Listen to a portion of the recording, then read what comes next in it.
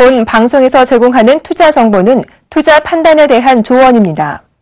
방송에서 제공하는 주식의 가치, 가격 상승 및 가격 하락에 대해서는 방송사에서 보장하지 않습니다.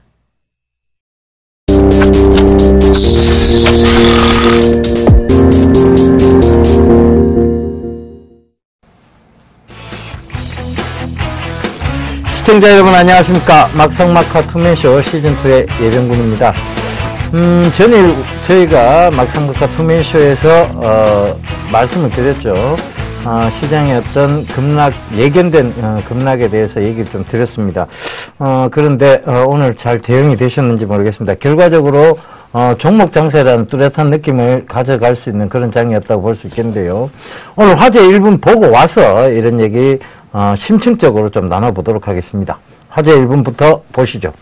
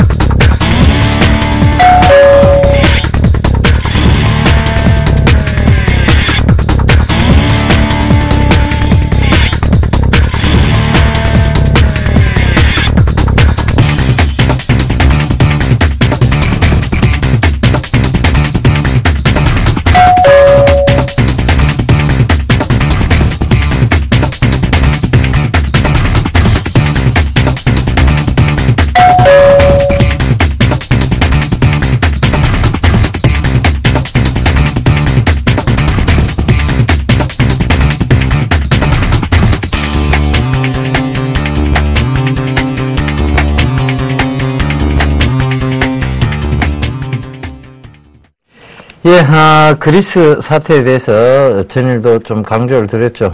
그러니까 결과적으로는, 이런 부분들이 불확실성이 계속 강조가 될 것이고, 25일까지는 어찌됐든 시장의 불확실성으로 인해서, 주가는, 불건전한 방향으로 흘러갈 수도 있다는 얘기도, 전일 전해드렸습니다. 아마 이 프로그램을, 시청하시는 분이라면, 좀 참고를 많이 하셨을 텐데요. 오늘도 훌륭하신 두 멘토님들과 또 얘기 나눠보도록 하겠습니다. 오늘은, 샘플러스 조민규 멘토님하고 심기현 멘토님 자리해 주셨습니다. 안녕하세요. 네, 안녕하십니까. 예, 안녕하세요. 예, 신규 멘토님, 네. 머리 스타일이 멋지십니다. 네. 바람머리. 네, 주말에 했습니다. 예. 그에 반해 조민규 멘토님 스타일이 연재 일정하세요. 저는 항상 꾸준하니까요. 예. 얘기를 또 그런 식으로 돌리시는 거죠? 뭐, 예. 외모도 꾸준하고, 스타일도 꾸준하고, 예. 예. 이런 분들도 머리가 좀 바뀌신 것 같은데? 예, 저는 이제 변장실에서, 예, 분장실이 아닌 변장실에서, 좀 바꾸고 왔습니다. 예, 뭐 더 이상 할 일이 없습니다. 예. 예, 알겠습니다. 자, 장이 안 좋았는데 웃고 시작해서 여러분들 기분 나쁘시는 거 아닌가 모르겠습니다. 일단은 그래도 어떻게 하겠습니까? 웃어야죠. 장은 크게 좋지 않았습니다만 체감적으로 보면 사실 코스닥 지수가 크게 빠지지 않았기 때문에 시청자분들의 충격, 즉 체감 지수는 조금 덜했다라고 보여지는데요. 종목 장세의 뚜렷한 흐름들 보이고 있습니다. 정규 멘토님. 예. 종목 장세 지금 나타나고 있는데, 자, 이게 뭐 시장은 또 심하게 밀어놨습니다. 이렇다 보니까 결국은 코스닥에서도 어떤 상승의 제한이 있지 않겠느냐는 얘기들도 지금 많이 나오고, 실제로 오늘 코스닥도 조금 빠지긴 했어요. 예. 예. 그래서 오늘 장 좀 짚어주시고, 좀 자세하게 얘기를 좀 해주시죠. 예, 알겠습니다. 예. 일단 뭐 전반적으로 뭐 시장이 흔들렸었던 부분들은 뭐 방송을 통해서나 혹은 뭐 뉴스를 통해서도 많이 접해 보셨을 테니까 좀 넘어가도록 하겠고요. 일단 이제 주가가 하락을 하는 요인에 대해서 좀, 이유가 무엇인지를 좀 자세하게 좀 알고 갈 필요가 있을 것 같습니다. 자세한 것도 중요하겠지만 정확하게 알아야겠죠. 첫 번째는 뭐 유가에 대한 부분들이 있을 수 있겠고요. 그 다음에 아까 말씀하셨던, 그렉시트죠. 그리스가 이제 유로존에서 탈퇴할 수 있는 가능성이 부각이 됐던 부분들이 있고, 그 다음에 뭐 러시아, 그 다음에 유로존에 대한 경기 둔화, 뭐 등등등, 뭐 우리나라 주변을 우리나라의 어떤 그 내부적인 영향을 좀 제어하고 나서 글로벌적인 어떤 변수들에 대한 불확실성이 시장을 좀 눌렀다, 이렇게 좀 보시면 될 것 같습니다. 근데 자세히 보면 이런 얘기들은 상당히 좀 한 몇 달서부터 계속해가지고 반복적으로 좀 나오고 있는 이슈들이거든요. 근데 지금 최근에 들어서 하락은 기업에 대한 어떤 외재 가치라든가 실적적인 부분을 감안하더라도 좀 지나친 하락이 좀 진행되고 있습니다. 근데 주가가 하락하는 요인을 보면요. 회사가 안 좋아지거나 혹은 기업에 대한 실적이 안 좋아서 주가가 하락하는 경우들도 있지만 수급적인 요인들 때문에 주가가 하락하는 형태가 나타나는 경우도 많거든요. 근데 지금 정도의 코스피 시장의 흐름 자체는 수급 때문에 좀 주가가 많이 밀리고 있다. 참 뭐라고 할까요? 좀 변명 같은 얘기일 수 있겠지만 수급적인 부분을 제외하고 나서라고 한다면 기업적인 부분에서는 특별하게 어떤 주가가 더 내릴 만큼의 어떤 그런 상황은 아니라고 좀 보고 있는데 뭐 수급이 어느 정도 좀 개선이 돼야지만 뭐 시장이 좀 안전해질 수 있다고 좀 보면 될 것 같고요. 그다음에 아까 이제 진행자분께서 이제 말씀하셨던 것처럼 코스닥 지수 같은 경우에는 뭐 소폭 조정을 보이긴 했었지만 그래도 거래소 시장보다는 좀 양호한 흐름을 보였습니다. 그 이유는 이미 이제 대형주 쪽에서는 어느 정도 좀 자금이 좀 이탈을 해놓은 상태이고, 그다음에 국내 쪽에서도 그렇고 외국인들도 코스닥 시장 쪽에 대한 어떤 기대감이라고 할까요? 이런 부분들이 좀 더 강하게 있다 보니까 수급적인 부분에서도 좀 더 우위를 좀 점하고 있는 상황이고요. 특히나 코스피 같은 경우는 외국인들이 좀 주식을 내다 팔다 보니까 주가가 좀 떨어지고 지수가 밀리는 상황이지만 코스닥 같은 경우는 그 개인 투자자들이나 혹은 기관 투자자들의 어떤 수급이 좀 받쳐주면서 뒷받침이 좀 되다 보니까 종목군들별로는 뭐 같이 해가지고 조정을 좀 보였을 수도 있을 수 있겠지만 전반적인 시장의 흐름은 확실히 중소형주들이 조금 더 양호한 흐름을 보였었다라고 보시면 될 것 같습니다. 근데 비단 이러한 얘기들은요, 최근에 나타났었던 흐름들은 아니고 거의 뭐 한 1, 2년 전부터 계속해가지고 반복적으로 나타났던 것 같아요. 그리고 우리가 이제 주식을 하는 게 사실은 뭐 시황을 보면서도 주식을 할 수도 있겠지만 거의 대부분이 개별 기업들에 대한 투자적인 목적을 보면서 기업을 선택해가지고 투자를 하고 있는 것들이기 때문에 시장보다는 확실히 종목에 좀 집중을 하셔야 되겠고요. 그다음에 이 본질적인 어떤 기업들에 대한 실적이 개선되는지, 그다음에 앞으로 이 업황이나 이 그 기업이 하고 있는 사업 활동을 통해 가지고 올해 2015년도에 확실하게 좀 회사가 좋아질 수 있는 가능성이 좀 큰 기업들이 거래소 시장 쪽보다는 아무래도 코스닥 시장 쪽에 있는 종목군들에 좀 대거 좀 포진이 되어져 있다라고 보시면 될 것 같습니다. 뭐 잘 아시겠지만 뭐 지금 현재 뭐 삼성전자라든가 현대차 이렇게 대형 기업들, 그다음에 뭐 화학주라든가 조선주 이런 종목군들이 올해 실적이 좋다 이렇게 판단할 수는 없거든요. 근데 다만 코스닥 쪽 같은 경우에는 뭐 대기업들의 어떤 투자라던가 투자에 대한 확대라던가 뭐 정책적인 어떤 기대감 뭐 이런 부분들도 있고요. 그다음에 새로운 기술을 통해 가지고 신사업적인 역량이 또 넓어질 수 있는 그런 부분들이 있기 때문에 아무래도 종목별 장세라고는 하지만 뭐 대형주를 중심으로 한 종목별 장세라기보다는 중소형주를 중심으로 한 종목별 장세 뭐 이렇게 좀 정리하는 게 맞는 것 같습니다. 예, 중소형주 종목별 장세에 좀 집중을 해보자 이런 얘기를 하신 것 같아요. 신겸 멘토님께도 여쭤봐야 되겠습니다. 지금 뭐 그렉시트라든가 러시아 사태라든가 지금 여러 가지 대외적 변수 요인들 때문에 주가가 좀 오늘 급락을 했습니다. 뭐 사실 올라갈 때는 디커플링으로 갔고 또 떨어질 때는 커플링으로 지금 내려오고 있는 현상인데 이 외에도 지금 신겸 멘토님께서는 유가 하락에 더 집중을 좀 하신 것 같아요. 초점을.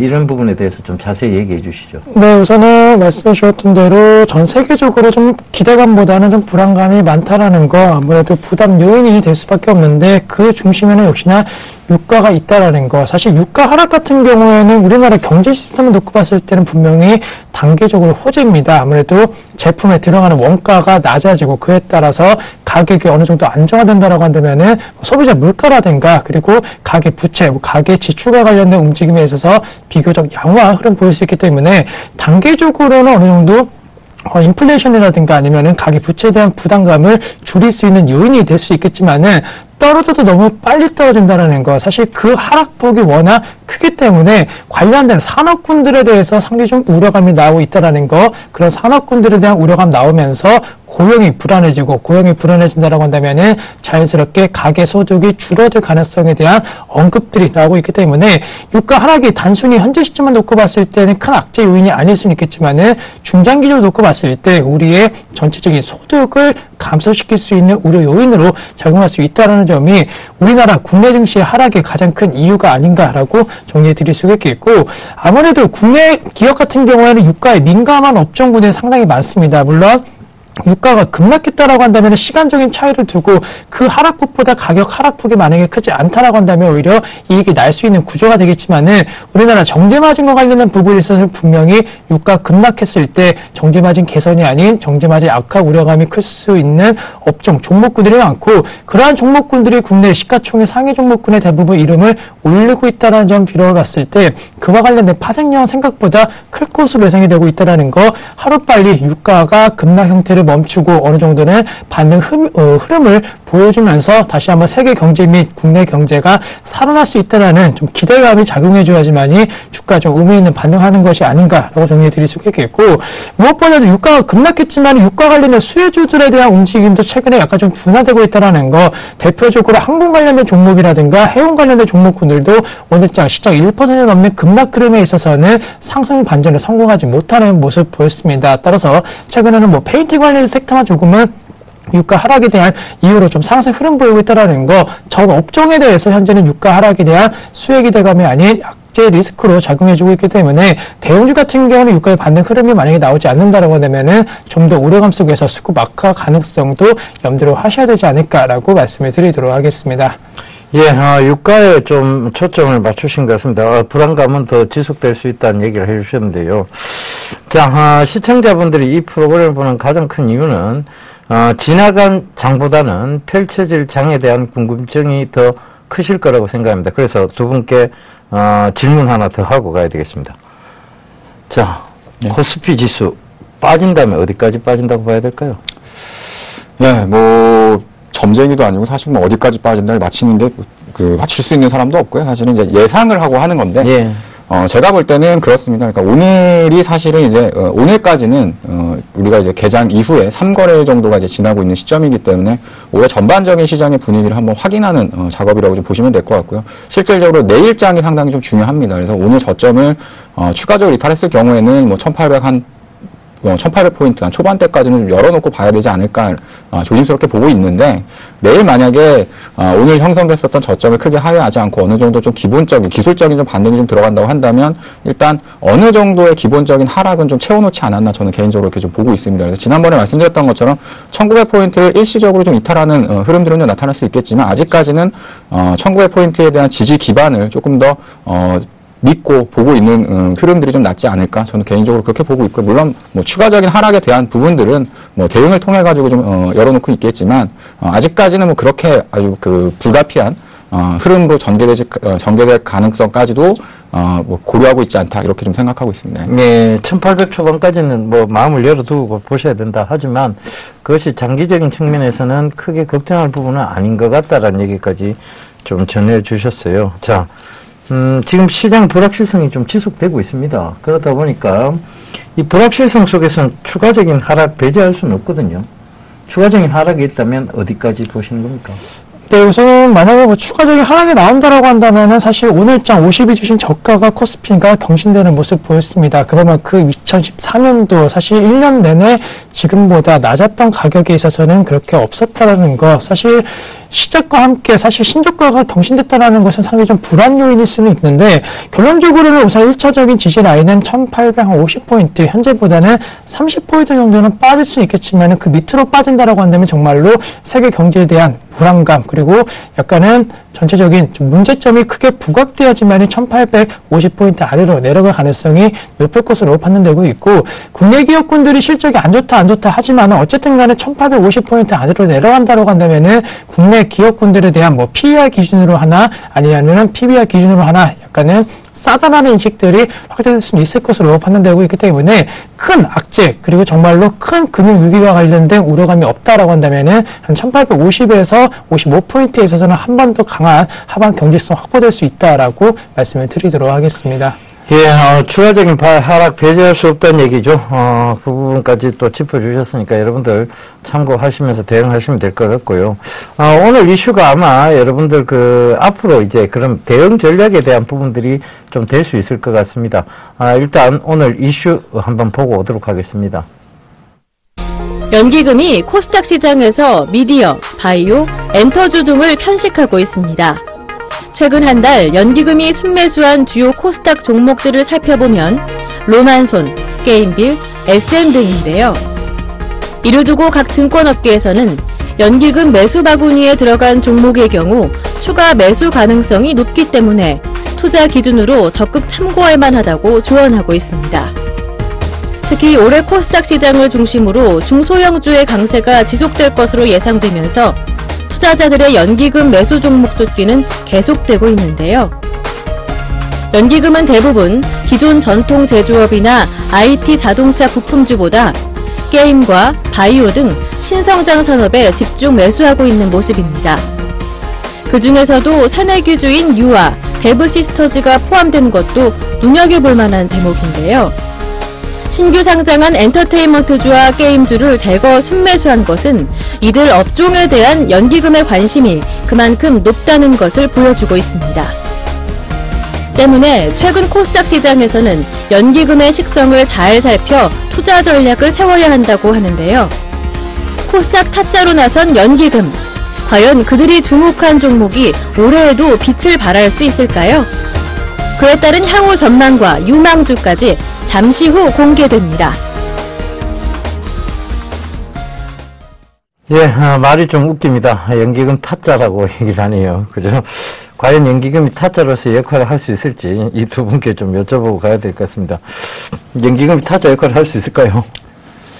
그러게요. 저도 방송 내용을 좀 보면서 타짜라고 해가지고 타짜는 여기 계신 분들이 타짜 같은데. 예.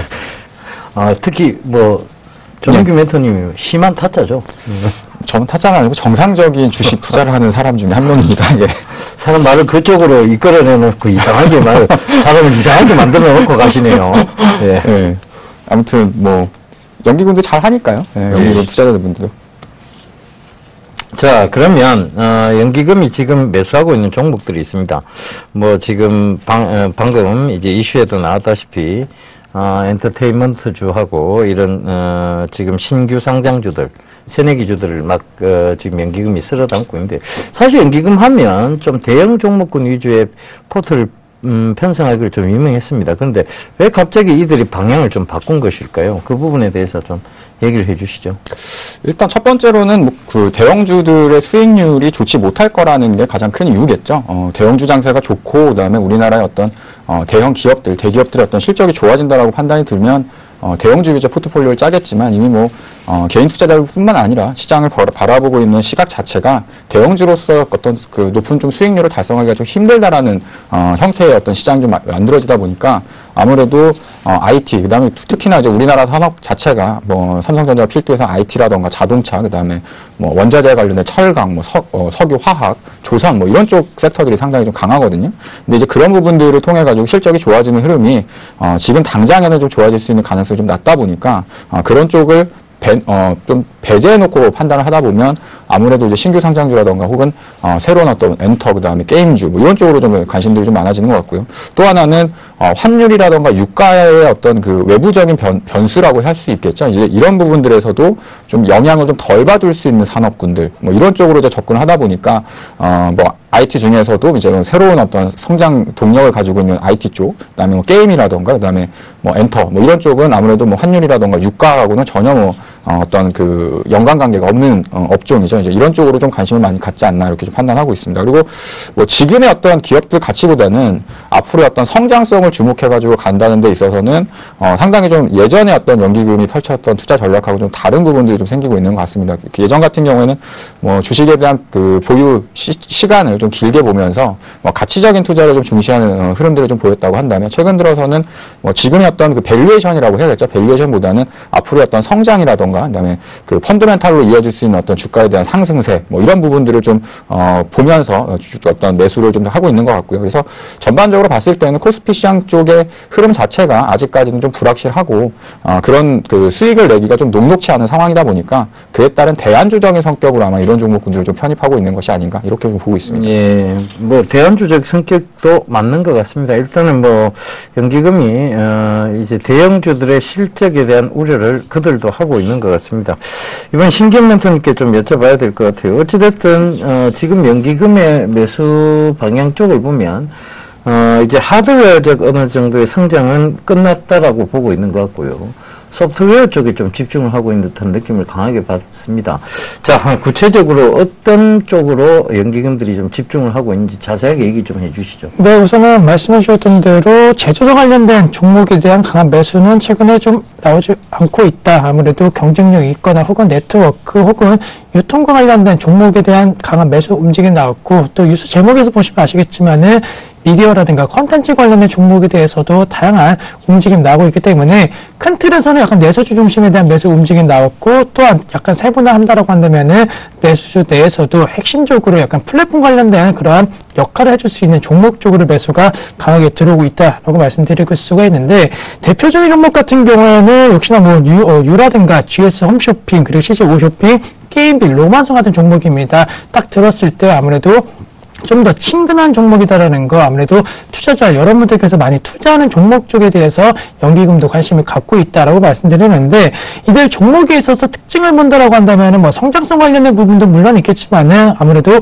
업계 내 그래도 가장 뚜렷한 방향성에 대한 부분, 즉 성장과 관련된 기대감뿐만이 아니고 확실하게 지금 이 종목에 대한 저평가 메리트가 어느 정도 부각될 수 있는 종목 쪽으로 매수 움직임 들어오고 있는 모습 보이고 있고, 피부 미용이라든가 이러한 제약 바이오 관련된 종목에 대해서도 상당히 좀 매수세가 들어오고 있다라는 거, 과거의 연기금 매매 패턴과는 완전히 현재 달라지고 있다라고 정리 드릴 수가 있는데, 순 매수 대금 같은 경우에도 사실 연기금의 투자 금액 대비해서는 그렇게 많은 금액은 아닙니다. 하지만 이 종목이 갖고 있는 시가총액이라든가 혹은 매일매일 거래되는 거래량과 거래 대금에 대비해서는 연기금에 대한 매수 움직임이 상당히 영향을 많이 줄 수 있는 만큼 관련된 이슈에 있어서 연기금에 대한 메리트는 더욱더 높아질 수 있을 것으로 판단되고 있고, 또 잘 아시겠지만 연기금이 매수해 줬을 때 장단점이 있는데, 장점 같은 경우는 아무래도 그 기업에 대한 이미지가 상당히 좋아진다라는 거, 그리고 연기금이 매수했을 때 기관 중심으로 해서도 리포트가 많이 나오고, 또 그와 관련된 리포트를 보고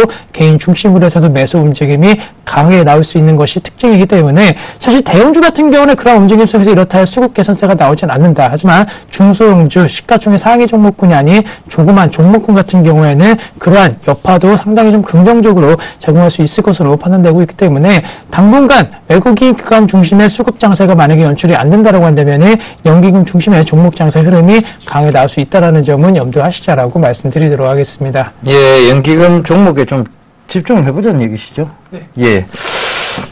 그렇습니다. 일단은 지금 여러 가지의 모습들을 보면, 대형주에 대한 부분들이 굉장히 조금 우려, 그리고 그들의 어떤 이율 배반적인 행위, 그리고 최근 일어났던 대기업들의 그 윤리적인 부분, 좀 윤리적으로 어긋난 부분에 대한 부분들이 오히려 연기금을 이런 코스닥 쪽의 종목군들 위주로 조금 끌어당기지 않았나, 그렇게 보여집니다. 미운 놈이 미운 짓을 더 한다고 하나요? 지금 대한항공 그렇지도 좋지 않은 일들 때문에 구설수에 올라 있는데, 오늘 장이 끝나고 난 다음에 5천억 원 규모의 유상증자를 또 발표를 했습니다. 참 야같다고 표현을 해야 되겠습니까? 아니면 정말 못됐다고 표현을 해야 되겠습니까? 이걸 뭐 어떻게 표현해야 될지 모르겠는데요. 대한항공이 5천억 원 규모 유상증자를 시간 끝나고 발표하면서 지금 시간 외에서 7% 이상 빠지는 이상한 형태가 나오고 있습니다. 자, 기업이 정말 어떤 윤리적으로 바로 서야 되지 않느냐, 그 부분에 대해서 참 심히 좀 개탄스러운 말씀 좀 전해드리면서 이제 우리 두 멘토님들 수익률 확인해 보고 오겠습니다.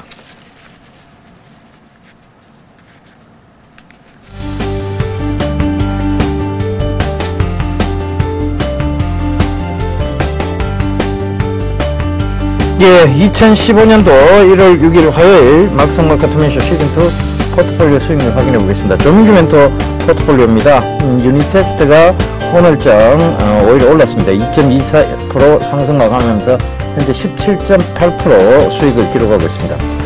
오늘 1일짜리 재탄했을지 잠시 후 확인해 보겠습니다. 다음은 심기현 멘토 포트폴리오입니다. 현재 포트에는 총 3종목이 편입되어 있는데요. GS 리테일이 오늘장 보합 마감하면서 약보합권의 수익을 기록하고 있습니다.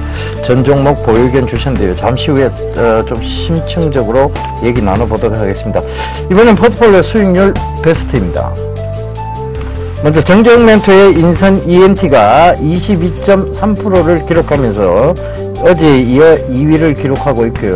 유닛 테스트가 1위를 탈환 못했네요. 그 뒤를 이어 조민규 멘토의 유닛 테스트 17.8%고요. 4위는 손대성 멘토의 아모텍 15.3%, 5위는 이정수 멘토의 BH가 13.9%를 기록하고 있습니다. 자, 오늘 수익률 베스트 1위, 정재영 멘토 SME 전일에 이어 오늘도 1위 자리를 수성하고 있습니다. 24.9%의 높은 수익률입니다. 이건 누적 수익률 베스트인데요. 조민규 멘토가 3위로 밀렸어요. 1위는 이정수 멘토가 62.2%로 1위를 기록하고 있고요. 2위는 정재영 멘토가 47.7%. 많이 밀렸습니다. 조민규 멘토 28.7%로 3위로 훅 주저앉은 모습이네요. 이번엔 명예의 전당입니다. 조민규 멘토의 유닛 테스트가 100% 확정 수익률로 명예의 전당을 빛내고 있습니다.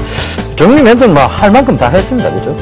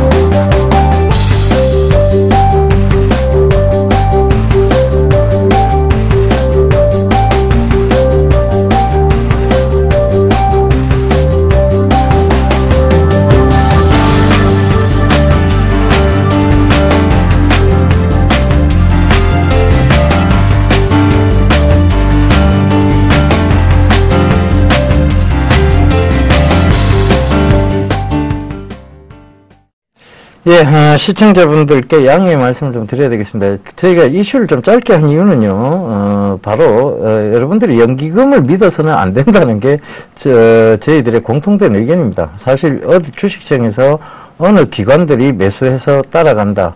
그것만큼 어리석은 짓은 없으리라 보여집니다. 기관들의 수급이 중요한 것은 사실이나, 그들을 따라다닌다고 해서 수익이 나는 건 아니죠. 오히려 차라리, 우리 조민규 멘토나 심기현 멘토님을 따라 하신 게 훨씬 수익률 제고에는 도움이 되실 거라고 생각을 합니다. 한 가지 떠도는 소문에 의하면, 우리 조민규 멘토님께서, 이제 더 이상 좋은 종목을 들고 나오지 않는다. 그건 가족분들을 위해서 따로 빼놓고 있다. 이런 얘기들이 들리고 있는데요. 좀 좋은 종목 좀 계속 주시죠. 지금 계속 좋은 종목들만 말씀드리고 있고요. 뭐 넷플릭스 같은 경우 사실은 이제 지금 방송에서는 뭐 수익률이 그렇게 높진 않지만 실질적으로 제가 처음 방송에서 이제 그 편입했을 때가 6,000원 정도였었는데 한 40% 이상 수익이 나고 있습니다. 그래서 한간에 그 떠도는 소문은 진짜 그 루머일 뿐이고요. 불확실한 소문이라고 좀 일축해가지고 말씀드리도록 하겠습니다. 물론 뭐 도움을 드리려고 했더니 그걸 기어이 걷어차시는군요.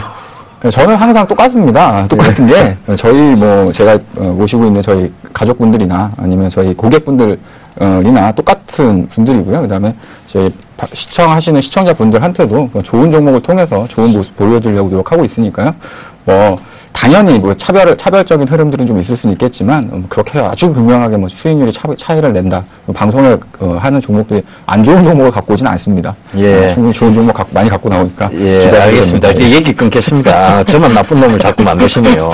자, 일단 조민규 멘토님의 AS 먼저 듣고 가도록 하겠습니다. 아까 제가 그 옆에서 듣다 보니까 수익률이 훅 떨어져가지고 3등까지 밀렸다고 되게 강조를 많이 하셨던데 아무튼 또 분발해야죠 뭐. 첫 번째 종목은 지난주 최근에 가장 빨리 편입했었던 우주 일렉트로부터 좀 말씀드리도록 하겠습니다. 마찬가지로 우주 일렉트로 같은 경우에도 뭐 편입 이후에 사실은 주가가 좀 올랐다가 15,000원 정도까지 상승을 보였었는데 최근에 어떤 뭐 시장 자체가 뭐 탄력적인 움직임을 좀 보여주지 않고 있고요. 그다음에 연말 그다음에 연초다 보니 보니까 약간은 좀 쉬어가는 모습들을 좀 보여주고 있습니다. 예, 기술적으로 좀 보시면요, 바닥 한 10,000원 정도에서부터 상당히 좀 많이 올라왔어요. 그래서 한 저점 대비해서 한 40% 정도 상승을 하고 있지만 여전히 뭐 기업에 대한 실질적인 내재 가치를 봤을 때는 충분히 여전히 저평가돼 있다고 좀 판단을 하고 있고요.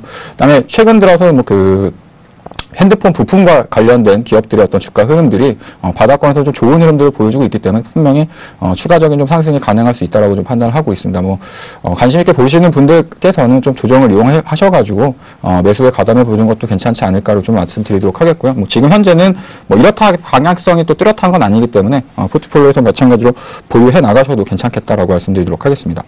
두 번째 종목 이제 SFA인데요. 최근에 좀 SFA 같은 건 사실 시가총액이 상당히 큽니다. 거의 1조 원 가깝게 되는 상당히 뭐 중견 기업 중에서도 큰 규모를 가지고 있는 기업이다 보니까 주가가 좀 약간 뭐 코스피 시장하고 좀 연동돼 가지고 움직여지는 흐름들을 좀 보여주고 있습니다. 종목은 코스닥인데 주가의 흐름은 상당히 코스피처럼 좀 더디고 좀 이렇게 변동폭이 좀 크지 않다라고 해야겠죠.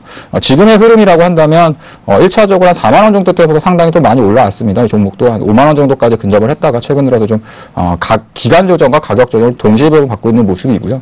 지금 현재 모습을 보면 대략적으로 한 47,000원에서 한 5만 원 정도 초반 정도에서 이제 박스권을 좀 형성해 놓고 가고 있다라고 좀 보여집니다. 그래서 시장이 어느 정도 하락을 좀 제동거는 흐름이라고 한다면 충분히 뭐 매수를 가담해도 좋은 가격권까지 다시 한번 좀 기회를 좀 주고 있다고 좀 보고 있고요.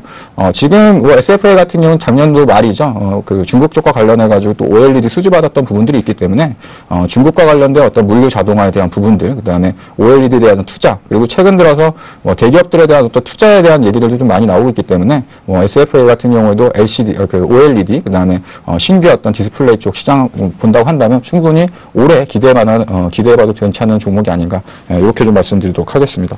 그리고 사실 이제 리노스를 제가 또 어저께도 또 탐방을 다녀왔습니다. 리노스로 좀 말씀을 드리면요, 지금 리노스 같은 경우는 세 가지 사업을 하고 있는데, 하나는 뭐 잘 아시는 것처럼 이제 가방과 관련된 제 브랜드명은 말씀 안 드리겠지만 가방과 관련된 어떤 그 사업을 하고 있고 유통 사업을 하고 있고요. 또 하나는 이제 그 바이오 관련해가지고 임상시험하는 어떤 그 회사를 작년 3월 달에 또 인수를 했었죠. 그리고 시장에서 가장 지금 그 주목을 하고 있는 이슈 중에 하나는 국가재난통신망과 관련된 그 확정된 수주를 언제쯤 이제 확인할 수 있을 것이냐, 이런 부분들인데, 이러한 부분들은 사실 회사 측에서도 정확하게 우리가 할 수 있다 이렇게 얘기할 수는 없습니다. 지금까지는 계속해가지고 어떤 사업에 대한 그 플랜을 좀 짜고 있는 단계이기 때문에. 근데 리노스 같은 경우에는 그런 부분들을 제어한다고 하더라도 가방과 관련된 그 유통에 대한 그 매출액이 작년보다 한 15%에서 20% 정도 또 올해도 좋아질 거로 좀 예상을 하고 있기 때문에 실적을 감안한 어떤 또 추가적인 어떤 그 모멘텀을 가지고 있습니다. 그래서 지금 차트를 좀 보시면요, 상당히 좋은 모습으로 지금 움직여지고 나가고 있습니다. 좀 길게 보시면 저점을 계속해가지고 높이는 모습들이 좀 보여주고 있거든요. 계속해가지고 지금 3,000원 정도에서는 가격적인 좀 저항을 받으면서 쉽게 뚫지는 못하고 있지만 저점이 계속해가지고 높아지는 흐름들을 보여주고 있기 때문에 충분히 한 번 정도는 3,000원 정도 때를 다시 한번 좀 도달하고 뚫고 올라갈 가능성이 좀 있다라고 좀 보여지고요. 그다음에 이 자리를 돌파하게 되면 당연히 다시 한번 한 3,000원 후반 정도까지도 추가적인 탄력을 좀 보여주지 않을까, 이렇게 좀 기대를 하고 있으면서 마찬가지로 지금 가격이라고 한다면 뭐 무리한 가격권이 아니기 때문에 좀 관심 있으신 분들도 좀 도전을 한번 해보시는 것도 괜찮지 않을까, 이렇게 해가지고 좀 정리해드리도록 하겠습니다. 예, 사실 조민규 멘토님 종목들이 다 괜찮습니다. 보시게 되면 중장기적 성장성을 전부 다 갖추고 있는 종목군들이죠. 특히 저도 좀 관심 있게 보고 있는 것이 리노스하고 네페스 쪽을 여러분들 좀 주목해 보시면 좋을 것 같습니다. 네페스나 리노스는 장기 성장세를 분명히 가지고 있는 종목군이라고 할 수 있겠습니다. 자, 신경 멘토님, 뭐 여러 가지로 아쉬운 게 많습니다. 그죠? 손절선을 너무 짧게 잡으신 거 아닙니까? 네. 파트론도 정말 아까운데요, 어떻게 보면. 여기에 대해서 좀 자세히 얘기를 해 주셔야 될 것 같아요. 손절선을 조금, 좀 여유를 좀 두시는 게 어떠실지, 네. 그거에 대해서도 얘기 좀 해 주시고요. 네.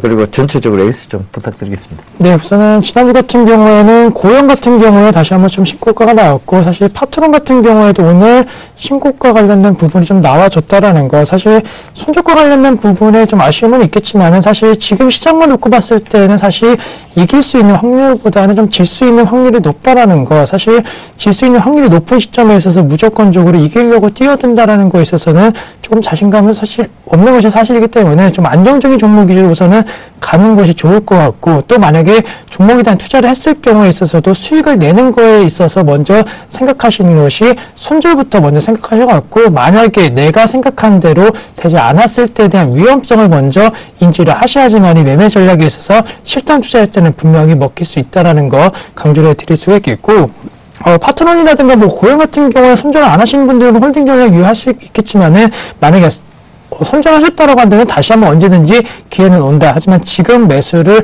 하자라고 말씀을 드리는 것보다는 시장이 안정화됐을 때 오히려 더 큰 폭의 상승을 보일 수도 있는 종목인 만큼 기회는 언제든지 올 수 있기 때문에 우선은 조금은 자제하시는 것도 좀 필요하지 않을까라고 정리해 드릴 수가 있겠고, 지금 포트에 있는 종목 같은 경우에는 좀 대형주다라는 점에 있어서는 공통점이 있습니다. 뭐 KTNG라든가 한국항공우주, GS 리테일 같은 종목군들, 사실 시가총액 상위 종목군에 어느 정도 이름을 올리고 있는 기업이다라는 거, 코스피 시장의 급락 형태가 나왔다라는 점은 부담 요인이 작용할 수 있겠지만은 수익률에 있어서는 뭐 크게 밀리지 않았다라는 거, 그리고 종목 같은 경우에도 사실 상승도 그리고 하락도 아닌 약간 횡보 움직임 보이고 있는 종목군들이 좀 많은 것은 사실이기 때문에 종목에 있어서는 좀 지지부진한 흐름 보였지만은 시장 대비해서는 좀 강했다라는 거, 시장이 앞서 말씀드린 1850포인트까지 내려간다 할지라도 내려감에 있어서 다시 한번 반등이 강하게 온다라고 한다면은 상대적으로 견조했던 종목 위주로는 다시 한번 반등 흐름이 나올 수는 있을 것으로 판단되고 있기 때문에 전체적으로 홀딩 전략 유효하다라고 말씀드릴 수 있겠고, 특히나 KTNG 같은 경우에는 지난주에 말씀을 드렸는데 사실 금연과 관련된 얘기가 계속적으로 나오고 있는 것은 부담 요인으로 작용할 수 있겠습니다. 하지만은 지금 시점 사실 1월 달부터 금연을 시작했다라고 한다면은 가장 금연이 어려운 시기가 바로 일주일이라는 거, 이제는 곧 관련된 금연과 관련된 부분에서 약간 좀 포기자들도 나온다는 그런 이슈가 나올 수 있을 것으로 판단되고 있고, 전체적으로 한 2개월에서 3개월만 놓고 봤을 때 뭐 과거 수준까지 담배 판매량이 늘어나지는 않겠지만은 그래도 어느 정도 주가 급락보다는 훨씬 더 과도했던 그러한 주가 급락이 나왔다는 분위기가 나올 정도의 어느 정도 판매량은 회복될 가능성이 높을 것으로 판단되고 있기 때문에 지금 시점 손실에 대한 우려감이 적은 종목으로 우선 접근하시고, 그 종목군들 좀 반등기면 왔을 때 그때 수익 실현하시는 관점 대응 전략으로 포트를 짜놓는 것이 좀 낫지 않을까라는 의견 말씀을 드리도록 하겠습니다. 예, 어찌됐든 신규 멘토들 참 종목을 잘 보시는데요. 여러분들께서, 참 잘 참고를 하셨으면 좋겠습니다. 본인의, 생각대로 가지 않으면 손절한다. 역시 차도남입니다. 그죠? 차가운 도시의 남자의 이미지를 그대로 가지고 있습니다. 우리 같이 농촌 출신들, 촌 출신들이라고 얘기를 하죠. 촌 출신들은 사실 손절이 잘 안 됩니다. 그래서 손절 없는 종목군에 대해서 말씀을 드린데, 역시, 차가운 도시의 남자시네요. 그죠?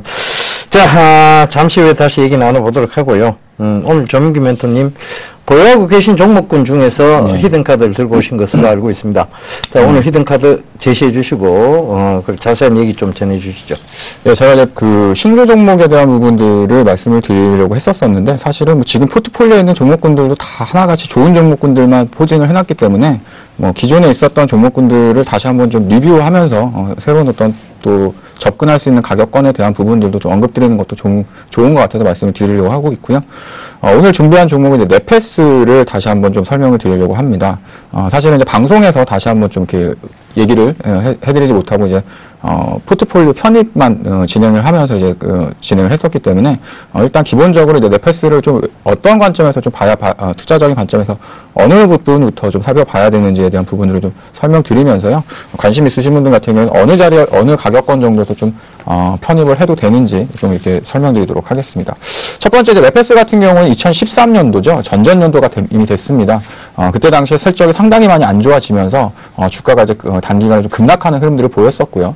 작년 같은 경우는 상당히 좀 어두운 한 해를 좀 보냈다라고 좀 보시면 될 것 같습니다. 하지만 이제 올해서부터는 상당히 좀 회사 자체의 분위기도 그렇고요. 실적도 상당히 좀 가파르게 회복될 수 있는 전망들이 강해지고 있기 때문에 이제 그런 부분들을 가장 큰 이유로 좀 보면 될 것 같은데요. 작년 이제 상반기까지는 실적이 계속해가지고 안 좋았기 때문에 주가 자체도 계속해서 좋은 흐름들을 좀 보여주지 못했었지만, 이제 4분기가 넘어서, 3분기, 그 다음에 4분기로 넘어서부터는, 실적에 대한 이제 하향 곡선이 어느 정도 좀 끝났다라고 좀 판단이 되어지고 있고요. 주가 역시도, 바닥에서부터 상당히 좀 많이 올라온 흐름들을 좀 보여주고 있습니다. 하지만, 지금 오르는 것이 끝이 아니라, 실질적으로 올해 실적과 그 향후의 어떤 성장성을 감안해서 본다고 한다면 추가적인 상승이 가능할 수 있기 때문에 지금 가격도 어떻게 보면 나중에 봤을 때는 싼 가격권이 될 수 있다라고 좀 보시면 될 것 같습니다. 그리고 특히나 이제 과거 네페스 같은 경우에는 평균적으로 주가가 한 15,000원 정도에 항상 이렇게 15,000원 이상 정도를 유지를 했었었고, 그래도 이전에는 뭐 한 22,000원, 뭐 25,000원 정도까지도 했었던 주가 흐름을 보였었던 회사이기 때문에 이제 실적만 어느 정도 좀 정상권으로 돌아온다고 한다면 기업에 대한 어떤 가치가 정상화로 가는 원년이 될 수 있다라고 좀 보시면 될 것 같은데요. 특히나 지금 이제 네페스 같은 경우는 과거 이제 국내 기업들 쪽에 한정된 어떤 매출을 통해 가지고 어떤 회사가 영업을 이익을 창출하고 이런 모습들을 보였었다고 한다면 그에 따른 불확실성 때문에 지금 이제 미국이라던가 중국 업체 쪽으로 이제 같이 매출처를 확대해 나가면서 이제 국내 업체들의 업체에 대한 매출이 좀 줄어들거나 혹은 그런 영향을 좀 받는다고 하더라도 뭐 중국 그다음에 미국과 관련된 업체들을 통해서 매출을 어느 정도 좀 안정화시키는 기반을 좀 갖춰놨다라고 좀 보시면 될 것 같습니다. 그리고 또 하나는 뭐 최근에 이제 아이폰 6 얘기도 많이 하실 텐데요. 아이폰 6에 우리나라 삼성전자가 또 이제 AP를 탑재해가지고 판매가 되어지고 있죠. 이에 따른 어떤 네페스 같은 경우에도 그런 공정 작업과 관련된 또 수혜가 될 수 있는 부분들이 있기 때문에 특히나 지금 삼성 쪽에서 계속해가지고 좀 얘기를 하고 있는 부분들이 시스템 반도체, 그래서 LSI 투자와 관련된 부분들이 상당히 얘기를 많이 하고 있습니다. 근데 그에 따른 실질적으로 뭐 삼성전자도 당연히 그 본래 사업을 하고 있긴 하지만 네페스 같은 경우가 그에 따른 가장 큰 수혜가 될 수 있는 측면들이 있기 때문에 그런 부분으로 본다고 한다면 과거에 이제 삼성전자의 발목을 잡았던 LSI 시스템 반도체에 대한 어떤 실적이 좋아지는 흐름들을 보여준다고 했을 때 네페스 역시도 그에 따른 수혜가 상당히 크게 좋아질 가능성이 커지는 부분들이 있고요. 그다음에 삼성전자뿐만 아니라 매출에 대한 다각화를 통해 가지고 전반적으로 회사의 어떤 실적과 성장이 작년 2014년도겠죠. 2013년보다 괄목 상대할 만큼 상당히 좋아질 수 있다라고 좀 보시면 지금의 주가가 높은 수준에 형성되어 있는 주가 수준은 아니다. 이렇게 좀 설명을 해드리도록 하겠습니다. 예, 뭐 가격 전략은 뭐 이미 이때까지 계속 얘기를 해주셨는데 한 번 더 언급해 주시죠. 예, 차트를 보시면서 다시 한번 좀 설명을 드리도록 할 텐데요. 사실은 이제 지난번에 처음에 이제 말씀드렸을 때가 6,000원 정도 수준에서 이제 했다가 다시 한번 또한 7,000원 후반권에다 다시 편입을 했었죠. 그러나 주가가 좀 올랐었는데 오늘은 좀 조정을 좀 받았습니다. 근데 앞서서 설명드렸던 것처럼 지금의 주가가 가히 높은 수준이 아니라 과거의 수준으로 본다고 한다면 여전히 올라가고 있는 중간 정도에 있다라고 좀 보시면 될 것 같습니다. 그래서 기본적으로 한 10,000원 정도 이상권까지는 충분히 도달이 가능하다고 판단을 하고 있기 때문에 최근에 오늘도 마찬가지로 조정이 있었지만 8,000원 정도 이하권까지 온다라고 한다면 좀 과감하게 주가 조정을 이용해가지고 매수에 가담을 해보시는 것도 좀 좋은 전략이 아닌가 이렇게 판단을 하고 있고요. 1차적인 목표가 이제 10,000원 정도를 제시해 드렸지만 10,000원 정도 도달한다고 해서 포트폴리오 제약이보다는 목표 주가를 좀 상향하려고 생각을 좀 가지고 있고요. 손절가는 여전히 한 6,800원 정도는 좀 지켜놔야 되지 않을까 이렇게 설명드리도록 하겠습니다. 예, 시스템 반도체에서도 특히 대장주 역할을 할 만한 그만한 좋은 종목입니다. 뭐 사실 나무랄 것 없는 회사라고 좀 보여질 수 있는데요. 이 부분들을 좀 여러분들께서 많이 참고하셨으면 좋겠습니다. 사실 조금 이따 뭐 조민규 멘토님한테 뭐 질문을 해야 되는데 질문을 할 수 없을 만큼 좋은 기업이라는 거 다시 한번 강조 드리도록 하겠습니다. 신규 멘토님 오늘 그 히든 카드가요. 이 배불런 효과하고 약간 상관이 있는 것 같아요. 그러니까 사람들 경기가 어려워지면 오히려 더 명품에 좀 집착을 하고 그리고 외모에도 좀 신경을 쓰지 않습니까? 그와 관련된 종목인 것 같은데 좀 자세히 설명해 주시고 네. 그리고 투자 포인트 그리고 가격 전략까지 같이 좀 부탁드리겠습니다. 네, 우선은 말씀해 주셨던 대로 아무래도 뭐 경기가 사실 불황이든 호황이든 어쨌든 간에 미적 기준에 대한 부분에 있어서 자기 만족에 대한 부분은 남자, 여자, 그리고 나이가 많든 적든 간에 어쨌든 간에 욕구와 관련된 부분에 있어서는 해소를 하려고 하는 소비층이 상당히 좀 두텁게 형성되고 있다는 거, 피부 미용이라든가 화장품 관련된 종목에 있어서 메리트는 계속적으로 확대되고 있는 모습 보이고 있는데 사실 화장품 업계 같은 경우는 엄밀히만 하면 현재 시점 경쟁이 이제는 치열해지고 있다. 아무래도 중저가 화장품 시장으로 해서 국내 시장이 상당히 업그레이드되는 모습 보였는데 이제는 국내 시장도 경쟁이 치열하고 또 중국이라든가 다른 이머징 마켓 국가 중심으로 해서도 새로운 브랜드가 지금 창출되고 있다는 거, 조만간에 관련된 기업군들에 있어서의 실적과 그 우려가 분명히 나올 수는 있을 것으로 판단되고 있기 때문에 이번 연도부터는 피부 미용이라고 한다면은 전체적으로 약간의 화장품 관련된 업종에 있어서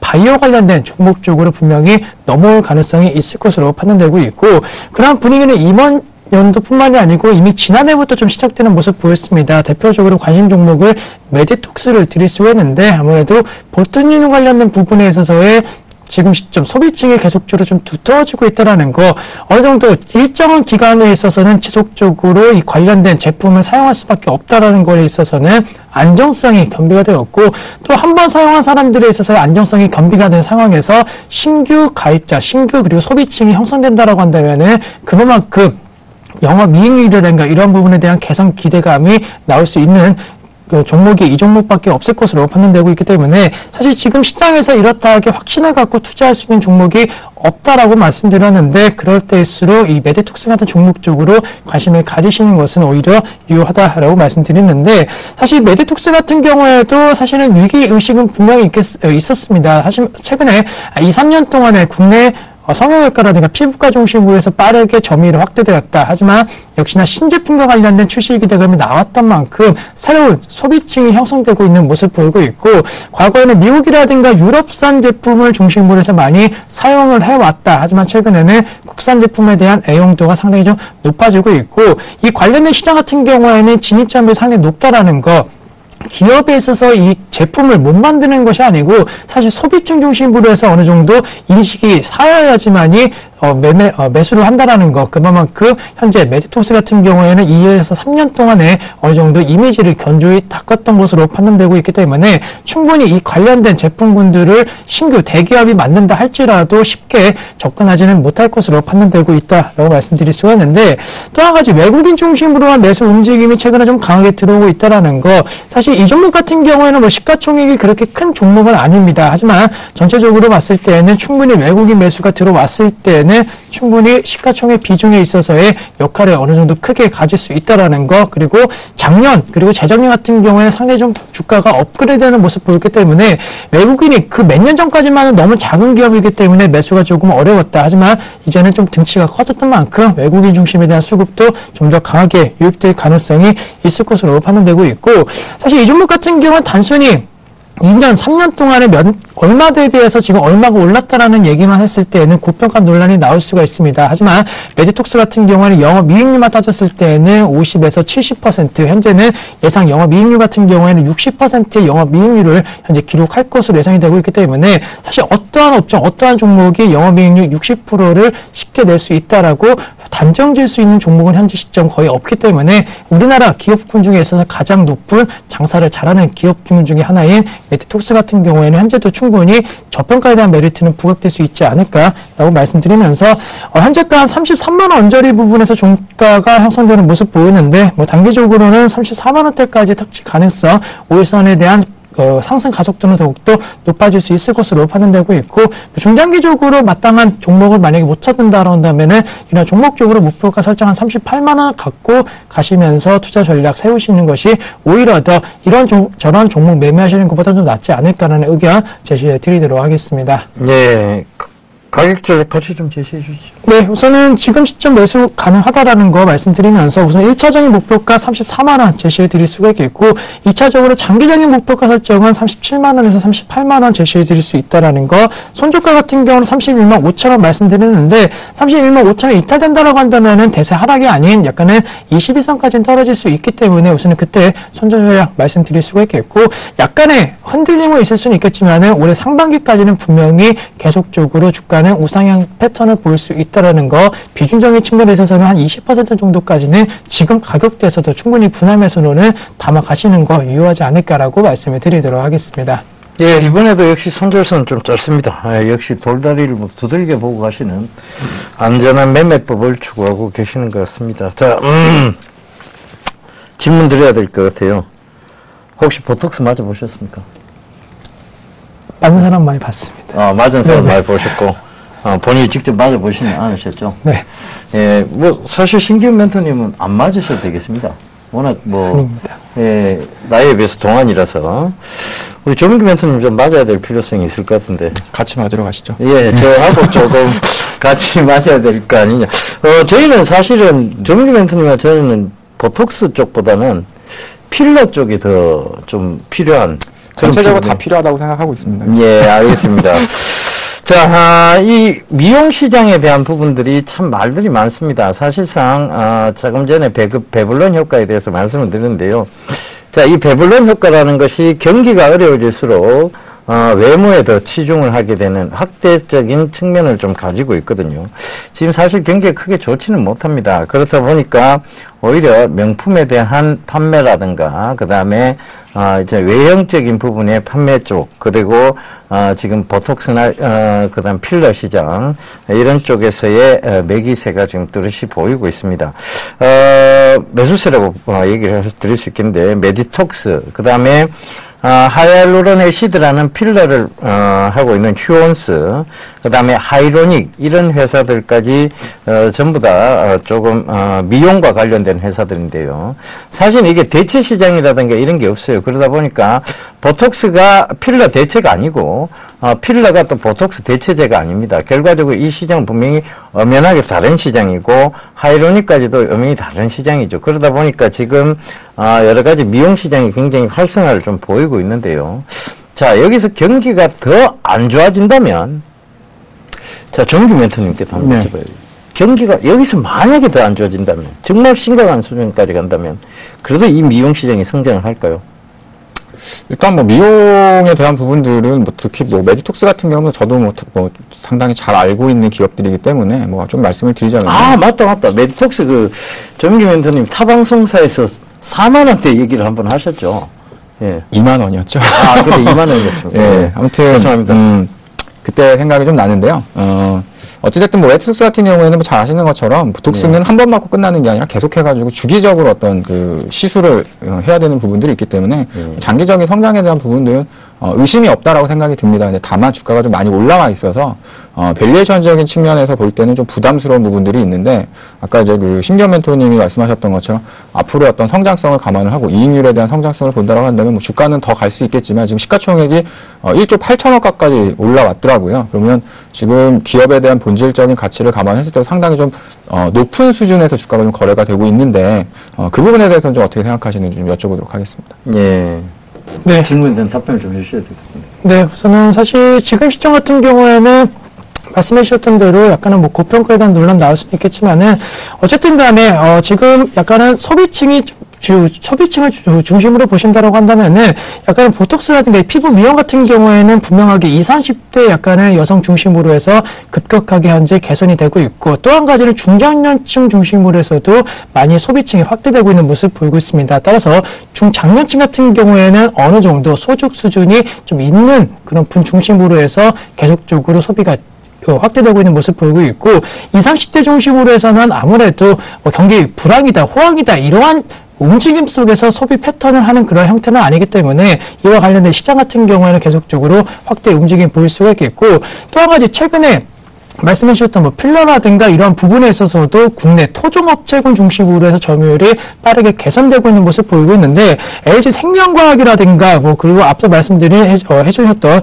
휴원스 같은 종목군들이 대표 종목입니다. 하지만 LG 생명과학 같은 경우는 주가 흐름만 놓고 봤을 때에도 최근의 흐름, 작년도 하반기 들어서 충분히 급반등에 대한 여력이 계속적으로 나오고 있는 모습 보이고 있기 때문에 메디톡스, LG 생명과학 이러한 종목군들이 하나의 섹터로서 현재 좀 움직이고 있는 모습 보이고 있다는 거, 메디톡스에 대한 고평가 논란 나와서 개별 종목이 만약에 단기 하락한다 할지라도 이 섹터에 대한 관심 속에서 계속적으로 재매수에 대한 세력들은 들어올 것으로 판단되고 있기 때문에 당분간은 좀 그런 움직임에 있어서 우려감은 그렇게 크지 않을까라는 의견 제시를 드리도록 하겠습니다. 예, 소비층이 확대되고 있다는 것을 좀 강조를 해주셨습니다. 물론 이제 연령층이 다양해지면서 소비층 확대에 대한 부분도 여러분들 그 부분을 참고해 보신다면 신경 멘토님의 얘기도 좀 귀 기울여 들으실 필요가 있겠습니다.